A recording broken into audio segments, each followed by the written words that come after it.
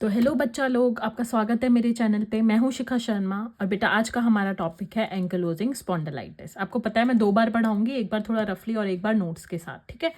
तो हम पढ़ते हैं। पहली बात, एंकिलोजिंग का मतलब होता है, एंकिलोजिंग का मतलब होता है फ्यूजन, ठीक है। और स्पॉन्डाई का मतलब होता है स्पाइन से रिलेटेड, और आइटिस का मतलब होता है इन्फ्लेमेशन।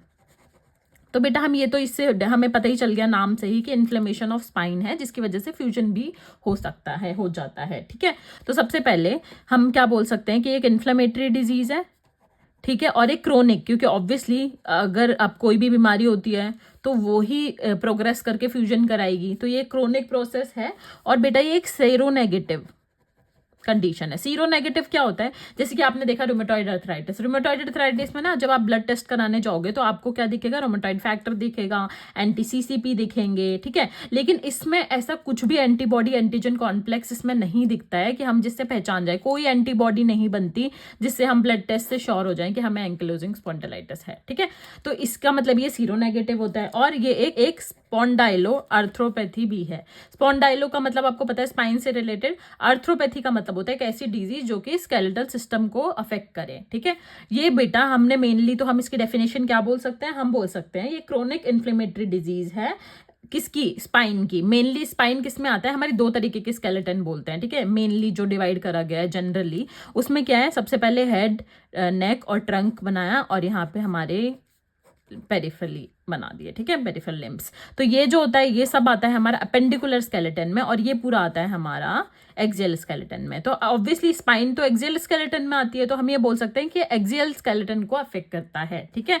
और ये सीरो नेगेटिव होता है, मेनली क्रोनिक कंडीशन है, इन्फ्लेमेटरी डिजीज है, जिसकी वजह से फ्यूजन हो सकता है, ठीक है, स्पाइन का, अगर उसको हमने कंट्रोल नहीं करा तो, ठीक है। इसके बाद क्या होता है बेटा, ये ना मेल में, मोस्टली मेल में बहुत ज्यादा देखने को मिलता है, लेकिन अभी क्या हो रहा है, अभी फीमेल्स में भी, मिडिल एज में फीमेल्स को भी हो रहा है, तो हम ध्यान नहीं देते सिर्फ इसकी वजह से, इस रेशियो की वजह से कि 3:1 का रेशियो है। तो ऐसा नहीं है कि फीमेल्स को नहीं होगा, बट 3 मेल्स के मुकाबले सिर्फ 1 फीमेल को होगा, ठीक है। तो हमें ये भी याद रखना है कि फीमेल्स में होता भी है, ठीक है। मेनली 92% क्या होगा, उसके जीन्स में क्या मिलेगा हमें, 92%, 90 to 98% एक्चुअली हमें क्या मिलता है, HLA-B27 जो हम करेंगे वो पॉजिटिव आएगा, ठीक है। जीन्स ये वाला प्रेजेंट होगा उसमें।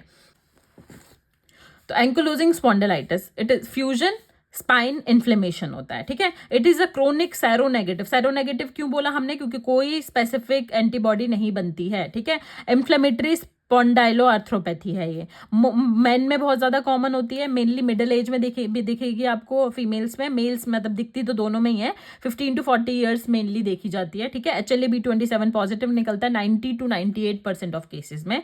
It is a chronic inflammatory disease of axial skeleton that leads to partial और complete fusion and rigidity of the spine. अब देखो, अब आपका जो स्पाइन है वो पूरा रीढ़ की हड्डी ऐसे बनी हुई है, ठीक है। ऑब्वियसली अगर यहाँ पे कुछ दिक्कत आ गई और ये फ्यूज हो गए तो आपकी मूवमेंट रुक जाएगी, है ना। आप कोई भी मूवमेंट, जैसे अगर मैं ये वाली उंगली ऐसे ऐसे मूव कर पा रही हूँ, लेकिन मैंने यहाँ से इसको फ्यूज कर दिया, ठीक है, फ्यूजन हो गया, तो ये ऐसे मुड़ ही नहीं पाएगा, क्योंकि मैंने यहाँ पे इसको जॉइंट को लॉक कर दिया है, तो ये ऐसे मुड़ ही नहीं पाएगा। तो वैसे ही हमारी जो स्पाइन है वो बहुत ज्यादा रिजिड हो सकती है, हो जाती है, ठीक है। इसमें पूरा फ्यूजन भी देखने को मिल सकता है और पार्शियल फ्यूजन भी देखने को मिल सकता है।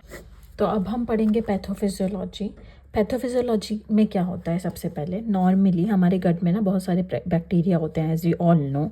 तो हमारी जो इंटेस्टाइन की वॉल होती है ना, वो उसकी परमेबिलिटी बढ़ जाती है, ठीक है। तो इंक्रीज इंटेस्टाइनल परमेबिलिटी, क्योंकि मोस्टली बैक्टीरिया हमारे इंटेस्टाइन में पाए जाते हैं, एज वी नो।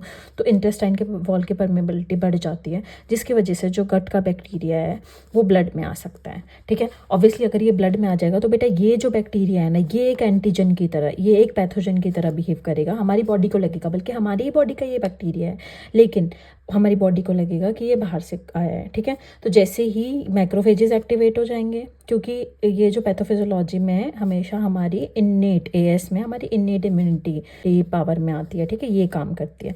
तो मैक्रोफेजेस क्या करेंगे, इस एंटीजन को इनगल्फ कर लेंगे, इनगल्फ करने के बाद इसका एक टुकड़ा यहाँ पे लगा लेंगे, ठीक है, और इसको लेके जाएंगे टी हेल्पर सेल्स के पास, टी सेल्स के पास, ठीक है।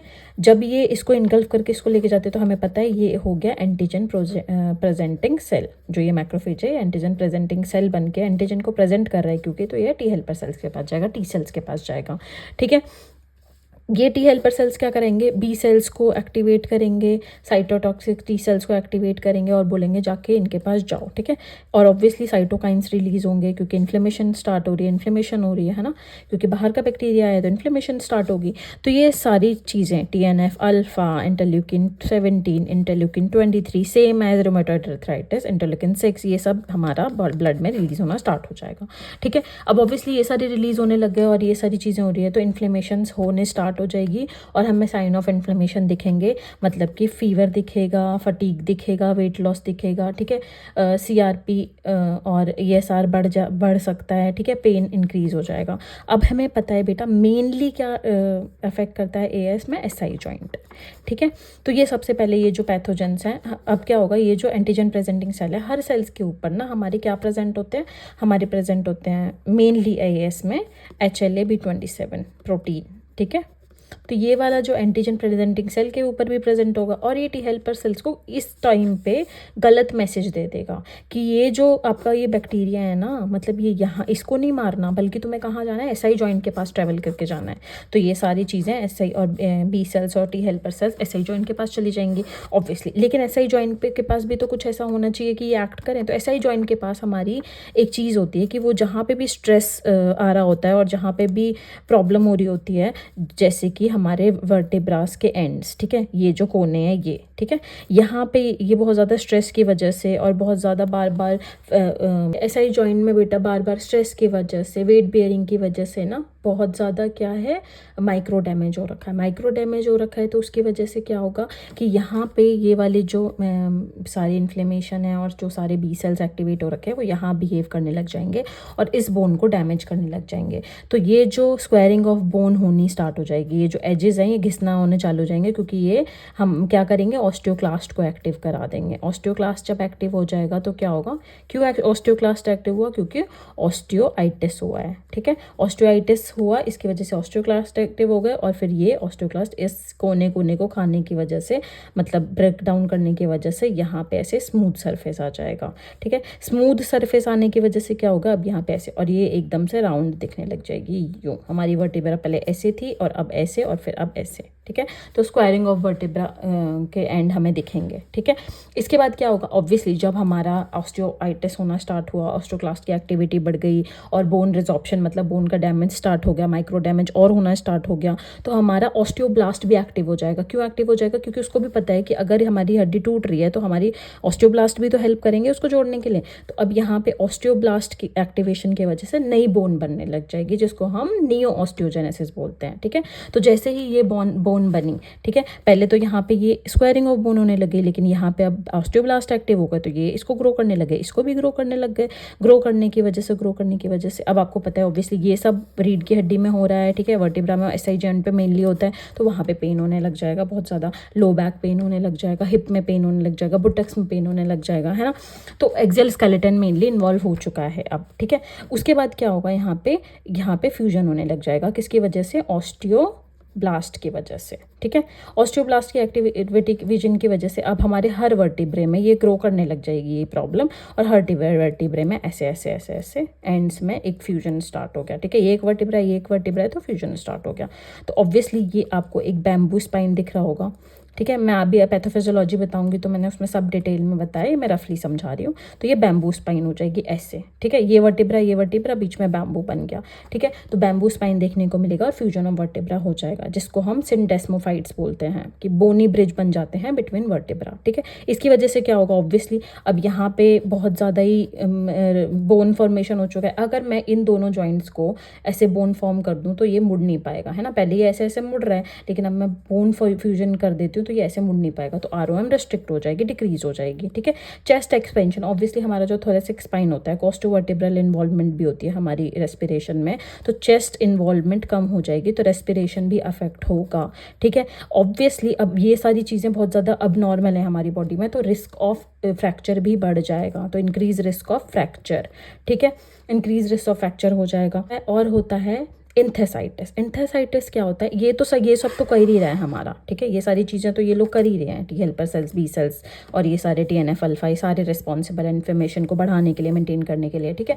इसके बाद क्या होगा, जहाँ इंथेसाइटिस भी देखने को मिलता है। इंथेसाइटिस क्या होता है, जहाँ पे भी टेंडन और लिगामेंट का इंसर्शन है ना, वहाँ पे इन्फ्लेमेशन चालू हो जाएगी। तो SI जॉइंट और एक्सियल स्केलेटन को तो इन्वॉल्व कर चुके हैं ये, लेकिन अब पेरिफेरल जॉइंट में भी ये चीज़ें होने लग जाएंगी, ठीक है। तो एक्लिस टेंडनाइटिस देखने को मिलेगा, तो एक्लिस टेंडन इन्वॉल्व हो गया। प्लांटर फेशिया देखने को मिलेगा, प्लांटर फेशियाइटिस हमें देखने को मिलेगा। टिबियल ट्यूबरोसिटी पे, जहाँ पे भी टेंडन या लिगामेंट इंसर्शन साइट्स हैं, वहाँ पे हमें प्रॉब्लम हो सकती है, ठीक है। एक्स्ट्रा आर्टिकुलर भी हमें देखने को मिलेगा, क्योंकि ऑब्वियसली ये सारी चीज़ें कहाँ रिलीज हो रही हैं, ब्लड में रिलीज हो रही है ना, ब्लड में ट्रैवल कर करके। अब ये प्रॉब्लम बढ़ जाएगी, उसके बाद क्या होगा, ये मतलब कभी भी जब ये प्रॉब्लम स्टार्ट भी हुई तब भी हो सकता है। आई में यूवाइटिस बहुत ज़्यादा कॉमन होता है। यूवाइटिस मतलब क्या होता है, एक आई मेनली रेड होती है, पेनफुल आई होगी एक बहुत ज़्यादा, और फोटोफोबिया होगा। फोटोफोबिया मतलब लाइट से डर लगने लग जाएगा, ठीक है। स्किन में इन्फ्लेमेशन हो रही है तो उसकी वजह से सोरियोसिस होगा, ठीक है। कार्डियोवास्कुलर में इन्फ्लेमेशन ऑफ एओर्टिक रूट देखने को मिलेगा, जिसकी वजह से एओर्टिक रिगर्गिटेशन देखने को मिलेगा। तो यूवाइटिस बहुत ज़्यादा कॉमन है। बाकी हमें सोरियोसिस और कार्डियोवास्कुलर इन्वॉल्वमेंट भी दिखता है, बट हमें मेनली जब हमारे पास कोई AS का पेशेंट आता है तो हमें ये भी दिखता है कि वो पहले से ही एक आई का ट्रीटमेंट ले रहा है, क्योंकि उसको यूवाइटिस है, ठीक है। तो अब हम पढ़ेंगे पैथोफिजियोलॉजी ऑफ AS, ठीक है। तो सबसे पहले हमें पता है कि इंक्रीज इंटेस्टाइनल परमेबिलिटी हो जाती है, जिसकी वजह से बैक्टीरियल जो एंटीजेंस होते हैं वो गट बैरियर को क्रॉस करेंगे और इम्यून सिस्टम को पता चल जाएगा कि कोई तो एंटीजन आया है, ठीक है। और मॉलिक्यूलर मिमिक्री किसकी वजह से होगी, HLA-B27 की वजह से, ठीक है। एंटीबॉडीज क्रॉस रिएक्ट कर देंगे खुद के सेल्फ एंटीजेंस के साथ, उनको लगेगा कि हमारा खुद का सेल्फ एंटीजन लड़ने के लिए आ रहा है, ठीक है। एंटीजन प्रेजेंटिंग सेल्स जो होंगे, जो कि माइक्रोफेजेस हो जाते हैं, वो एंटीजन प्रेजेंट करेंगे। मैंने बताया था HLA-B27 हर सेल्स पे प्रेजेंट होगा, तो वो मॉलिक्यूलर मिमिक्री करवा देगा।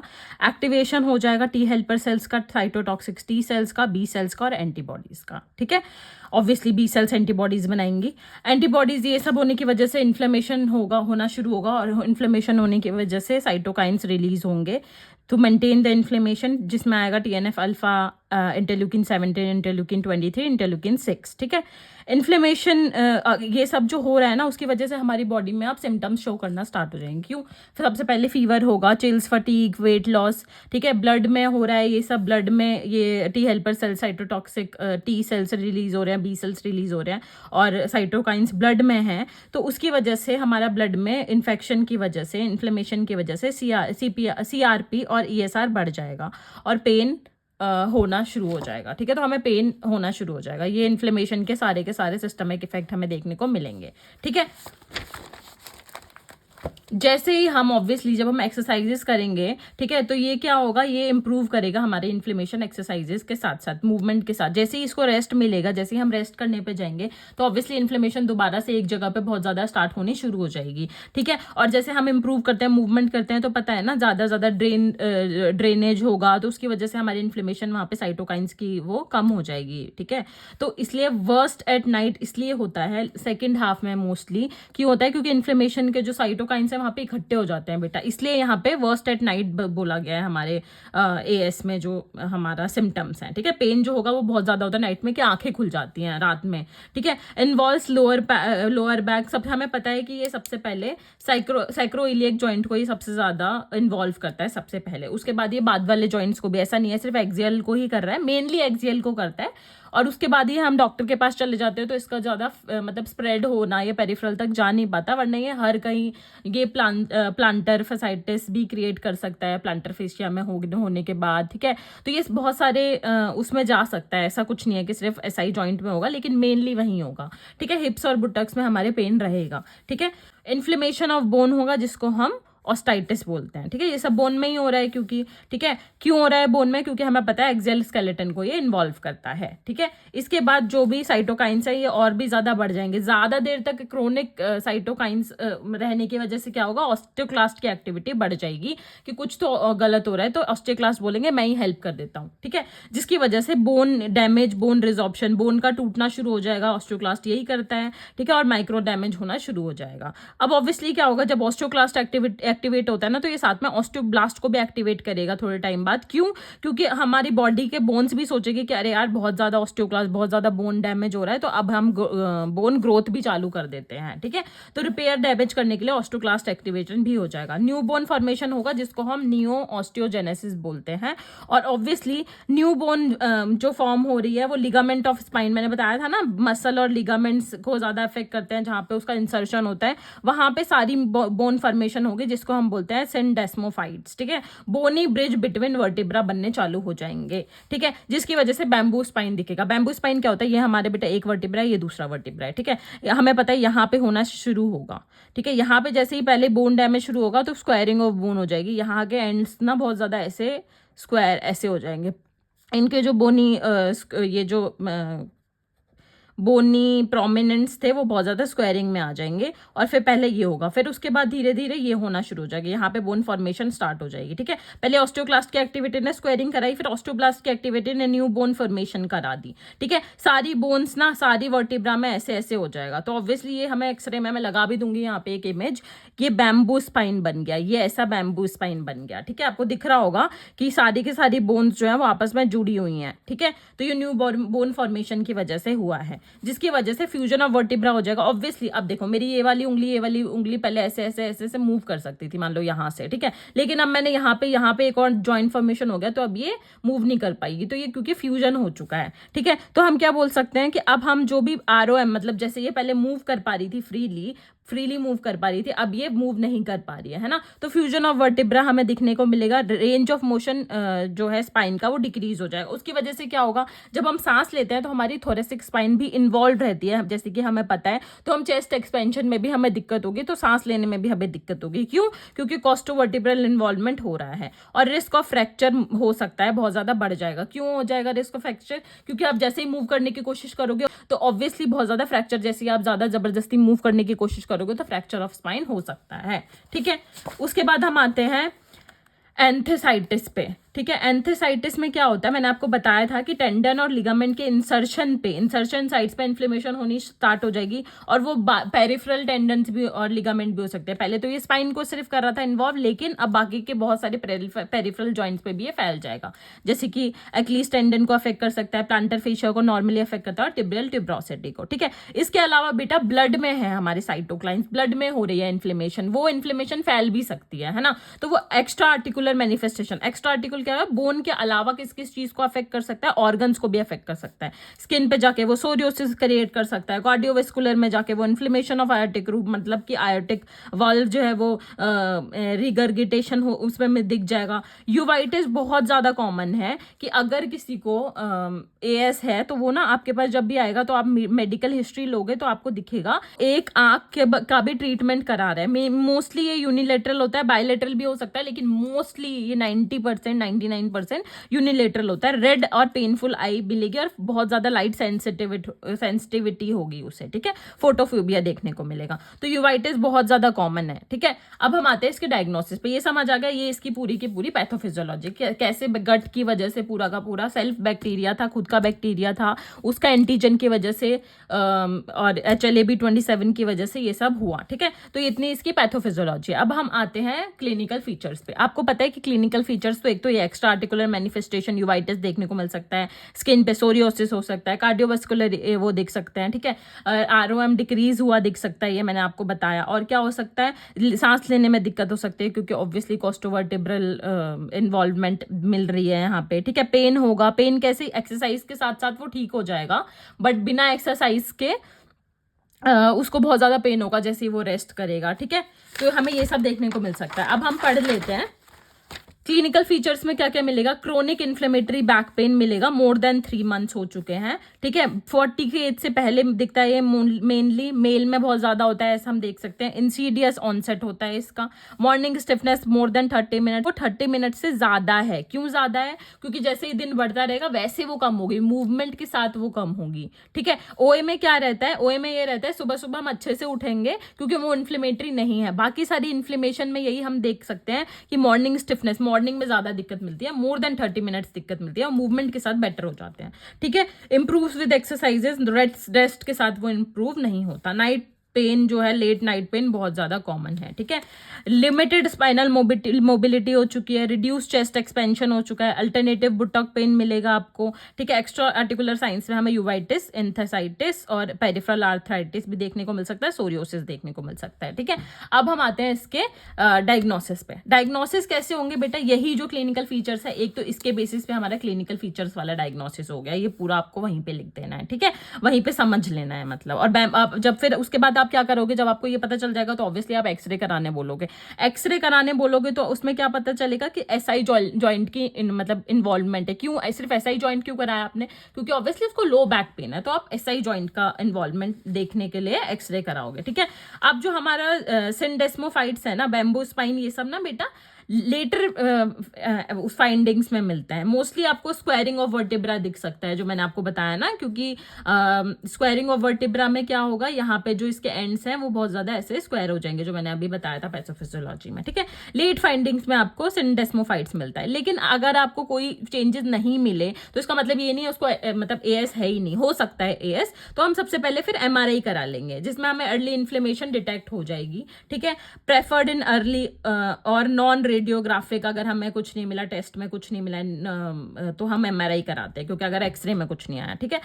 उसके बाद आते हैं हम लैब फाइंडिंग्स में। लैब फाइंडिंग्स में आपको पता है कि ये सीरो नेगेटिव है, तो ऑब्वियसली कोई फैक्टर, कोई एंटी सीसीपी इसमें नेगेटिव आएगा, ईएसआर और सीआरपी बढ़ा हुआ आएगा, ठीक है, ये नॉर्मल भी हो सकता है। HLA-B27 जो है वो पॉजिटिव आएगा, ये 98% चांसेस हैं इसके, ठीक है। स्पेशल टेस्ट आते हैं हम। स्पेशल टेस्ट में क्या होगा बेटा, एक होता है फेबर्स टेस्ट। फेबर टेस्ट किस लिए करा जाता है, एसआई जॉइंट को चेक करने के लिए कि उसमें पेन एग्रीवेट हो रहा है कि नहीं। तो फेवर्स में हम सबसे पहले, मैं यहाँ पे फोटो भी लगा दूंगी, ये फेवर टेस्ट में सबसे पहले हम फ्लेक्शन कराएंगे हिप का, अबडक्शन कराएंगे और एक्सटर्नल रोटेशन कराएंगे, ठीक है। तो ये वाला जो होगा फेवर्स टेस्ट जो होगा वो पॉजिटिव आएगा। तो जब हम इस नी पे डाउनवर्ड प्रेशर देंगे तो हमें पेन एग्रीवेट होगा एसआई जॉइंट पे, इसका मतलब फेबर्स टेस्ट पॉजिटिव। ठीक है। फिर आते हैं मॉडिफाइड शॉबर टेस्ट। मॉडिफाइड शॉबर टेस्ट में क्या होता है, हमारी आरओएम ऑफ स्पाइन डिक्रीज हो जाएगी। तो शॉबर टेस्ट क्या होता है, तो थेरेपिस्ट क्या करेगा बेटा, पेशेंट के L5 स्पाइनस प्रोसेस पे एक मार्किंग लगा देगा और उसके बाद एक ऊपर तक 10 सेंटीमीटर ऊपर तक एक और मार्क लगा देगा। तो 10 सेंटीमीटर का हमारा फर्स्ट मार्क हो गया। अब अगर हमारी लंबर स्पाइन में फ्लेक्सिबिलिटी है तो वो झुकेगा आगे की साइड, तो ऑब्वियसली झुकने के बाद वो 10 सेंटीमीटर की लाइन 15 सेंटीमीटर तक हो जाएगी। लेकिन अगर वो 15 सेंटीमीटर की नहीं हुई, इसका मतलब कि लंबर फ्लेक्सिबिलिटी बहुत ज्यादा कम है, मतलब कि रिजिडिटी प्रेजेंट है, रिजिड हो रखी है स्पाइन। इसका मतलब क्या करना पड़ेगा हमें, ये टेस्ट हम बोल देंगे कि ये पॉजिटिव है अगर उसका 15 सेंटीमीटर से कम। मान लो ना मैं यहाँ से लेके यहाँ तक एक ना पेन से मार्किंग लगा देती हूँ, ठीक है। यहाँ से लेके मैंने एक 10 सेंटीमीटर की मार्किंग लगा दी। अब मैं बोलूंगी कि झुक जाओ, कमर है ये मान लो किसी की, अब मैं बोलूंगी झुक जाओ। वो जैसे ही झुकेगा ऐसे करके, तो आपने देखा इन दोनों का जो एरिया था वो बढ़ गया थोड़ा सा, तो नहीं 15 सेंटीमीटर हो जाता है। लेकिन ऑब्वियसली जिसमें प्रॉब्लम है वो ढंग से मुड़ नहीं पाएगा, तो वो सिर्फ इतना मुड़ेगा। तो आप देखोगे कि 10 सेंटीमीटर 12 सेंटीमीटर के वो आगे बढ़ा ही नहीं, मतलब ऐसे करके नहीं मुड़ा तो ये डिस्टेंस बढ़ा ही नहीं, तो वो जो 10 सेंटीमीटर था वो 15 सेंटीमीटर हो ही नहीं पाया। तो इसका मतलब कि उसका शॉबर्स टेस्ट पॉजिटिव है, मॉडिफाइड शॉबर्स टेस्ट। हम आते हैं ट्रीटमेंट पे। ट्रीटमेंट में बेटा आपको पता ही है कि एनसेड सबसे पहले लाइन ऑफ ट्रीटमेंट है। लेकिन अगर हम इसको लॉन्ग टाइम में खाए, और वो क्या बोलेगा पेशेंट, जैसे ही मैं एनसेड्स लेता हूँ ना मैम, तो मैं ठीक हो जाता हूँ, बेटर हो जाता हूँ। लेकिन जैसे ही मैं दवाई खाना बंद कर दूंगा तो मेरे को और ज्यादा इन्फ्लेमेशन होना चालू हो जाती है। लेकिन हमें पता है कि लॉन्ग टाइम के लिए एनसेड्स नहीं दे सकते। क्यों नहीं दे सकते, क्योंकि अगर हम ज्यादा देंगे तो उसको इन्फ्लेमेटरी बोवल डिजीज होने के चांसेस या रीनल इम्पेयरमेंट, किडनी डैमेज होने के चांसेस बढ़ जाएंगे। तो हम 2 वीक से ज्यादा नहीं दे सकते। और क्या पता पेशेंट खुद से भी, क्योंकि मतलब ऐसा होता है ना, हम लोग तो खुद भी मेडिसिन ले लेते हैं, तो ये ज्यादा टाइम तक नहीं देनी है। सेकंड लाइन में हमारे TNF अल्फा इनहिबिटर्स। अब हमें पता है कि ये साइटोकाइंस हैं जो भी रिलीज होते हैं, जो इन्फ्लेमेशन करा रहे थे, जो हम इनको इनहिबिट करा के हम इन्फ्लेमेशन मीडिएटर्स होते हैं, इसको बंद करा के हम इन्फ्लेमेशन को रोक सकते हैं। इन्फ्लीजिमैब इसका एग्जाम्पल है। अब हम आते हैं इंटरल्यूकिन। अगर ये भी नहीं दे सकते तो हम क्या दे सकते हैं, एंटी इंटरल्यूकिन 17 एंटीबॉडीज। ये भी आपको पता है, ये भी एक साइटोकाइन है। इसको हम ये थर्ड लाइन में यूज होगा। एक्जिकिजुमाब हम इसमें दे सकते हैं। इसमें क्या होगा, इसमें भी साइटोकाइंस जो है उसको हम उस पर हम इनहिबिट कर दे रहे हैं, उसको हम रोक दे रहे हैं, ठीक है। डीमार्ड में क्या होगा, अगर हम ये सारे नहीं दे सकते तो हम साथ साथ ये भी दे सकते हैं। डीमार्ड जो है ये दे सकते हैं। अगर ये तीनों हम नहीं दे पा रहे तो भी हम दे सकते हैं, बल्कि साथ साथ भी कभी कभी कभी डॉक्टर इसको इन्वॉल्व करते हैं। अगर डिफॉर्मिटी आ चुके हैं तो हम सर्जरी पे जाएंगे, ठीक है। अब हम आते हैं फिजियोथेरेपी मैनेजमेंट पे। बेटा physiotherapy management is a must, ठीक है। इसमें बहुत ज़्यादा एएस में बहुत ज़्यादा यूजफुल होता है, क्यों? क्योंकि आरओएम अफेक्टेड है, पेन हो रहा है, तो ये सारी चीज़ों के लिए हम क्या करेंगे, और ऑब्वियसली उसको एक्सरसाइज के साथ बेटर हो रहा है पेन, तो हम उसको प्रॉपर उसके शेड्यूल में एक्सरसाइज इन्वॉल्व कराएंगे, ठीक है।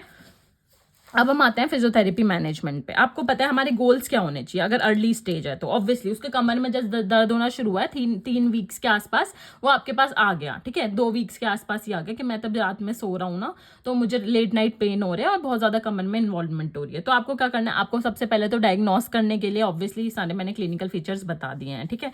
अगर आपके क्लिनिकल फीचर्स एकदम मैच कर रहे हैं और उसको आइज भी इन्वॉल्व है, और आइज अगर इन्वॉल्व नहीं भी है, बहुत ज़्यादा फीचर, और शोबर्स टेस्ट जो है वो मॉडिफाइड आया है, मतलब पॉजिटिव आया है, फेबर्स टेस्ट पॉजिटिव है, ये सारे आपको दिख रहे हैं इन्वॉल्वमेंट की इन्फ्लेमेशन की वजह से है, तो आप उसको ब्लड टेस्ट कराने बोलोगे और मिलने के लिए बोलोगे डॉक्टर से, अगर वो सबसे पहले आपके पास आया है तो, क्योंकि इसमें मेडिसिन का इन्वॉल्वमेंट बहुत ज़्यादा इंपॉर्टेंट है, ठीक है। तभी हम इन्फ्लेमेशन को रोक सकते हैं, ठीक है। तो सबसे पहले हम उसका पेन रिलीफ करने के लिए गोल्स क्रिएट करेंगे, गोल्स बनाएंगे। सबसे पहले हम पेन रिलीफ करने के लिए गोल्स बनाएंगे। प्रिजर्व करेंगे फुल स्पाइनल मोबिलिटी को, कि उसके ऑब्वियसली वो अर्ली स्टेज में आया है तो अभी उसकी आरओएम तो ज़्यादा अफेक्ट नहीं हुई होगी, बस वो पेन होगा, तो हम फुल स्पाइनल मोबिलिटी को मेंटेन करके रखेंगे। चेस्ट एक्सपेंशन को मेंटेन करके रखेंगे ताकि सांस लेने में कोई दिक्कत ना आए, पेन ना हो। इन्फ्लेमेशन को डिक्रीज करेंगे, स्टिफनेस को डिक्रीज करेंगे। नॉर्मल पॉस्चर मेंटेन करने की कोशिश करेंगे। पेशेंट को पूरा एजुकेट करेंगे, ठीक है। सबसे पहले सब कुछ पेशेंट को एजुकेट करके रखेंगे, ठीक है। और हम क्या कर सकते हैं, अब हम पहले सबसे पहले ना सारे गोल्स एक साथ देख ले रहे हैं, और फिर उसके बाद हम इसका पूरा एक्सरसाइज देखेंगे। अब अगर मॉडरेट एएस है तो हमें पता है कि हमारी जो स्पाइनल फ्लेक्सिबिलिटी है वो बहुत ज़्यादा कम हो चुकी है, ठीक है। हमें पता है जैसे इसमें क्या होता है ना, मेनली जो ये होता है इसमें, बेशक इसमें ना काइफोटिक जो थोरेसिक काइफोसिस है ना वो बढ़ जाता है। जैसे नॉर्मल तो काइफोसिस होता ही है थोरैक्स में, लेकिन थोरेसिक स्पाइन का काइफोटिक का और ज़्यादा बढ़ जाता है। तो ऑब्वियसली हम इसमें ये वाली चीज़ें भी इन्वॉल्व करेंगे। तो हम मैक्सिमाइज करेंगे फंक्शन को, इंडिपेंडेंस को मॉडरेट एएस में। क्यों? क्योंकि ऑब्वियसली उसकी इंडिपेंडेंस जो है वो फ्लेक्सिबिलिटी कम हो रही है, उसकी वजह से हैम्पर हो रही होगी। स्पाइनल फ्लेक्सिबिलिटी को मेंटेन करेंगे, क्योंकि हम ज़बरदस्ती नहीं कर सकते उसको इतना ज़्यादा, धीरे धीरे ही हम इम्प्रूव कर सकते हैं, पहले मेंटेन करके, ठीक है। स्ट्रेंथन करेंगे एक्सटेंसर्स को और कोर मसल्स को टू सपोर्ट पोस्चर करने के लिए। प्रिजर्व हिप मोबिलिटी करेंगे, फटीग को मैनेज करेंगे, क्योंकि ऑब्वियसली इन्फ्लेमेशन वगैरह की वजह से उसका एक साइन ये भी है कि वो बहुत जल्दी उसमें फटीग आ जाएगा, ठीक है। एडवांस स्टेज में ऑब्वियसली रिजिडिटी हो चुकी है, तो हम मेंटेन करेंगे जितनी बची हुई, क्योंकि हम जबरदस्ती करेंगे तो वही है कि फ्रैक्चर हो जाएगा। इसमें भी हम जबरदस्ती नहीं कर सकते, इसमें भी हम जबरदस्ती एक्सरसाइज नहीं करा सकते, तो जितनी मोबिलिटी बची है उतना मेंटेन करेंगे। जो बची हुई है मैक्सिमाइज करेंगे पेन एंड डिफॉर्मिटी प्रोग्रेशन को। अपराइट पोस्चर को ऑप्टिमाइज करेंगे, ठीक करने की कोशिश करेंगे, जबरदस्ती नहीं करेंगे, मेंटेन करेंगे जितनी बची हुई है। रेस्पिरेटरी फंक्शंस को मैक्सिमाइज करने की कोशिश करेंगे, उसे ब्रीदिंग एक्सरसाइज करानी है, पेशेंट को एजुकेट करेंगे।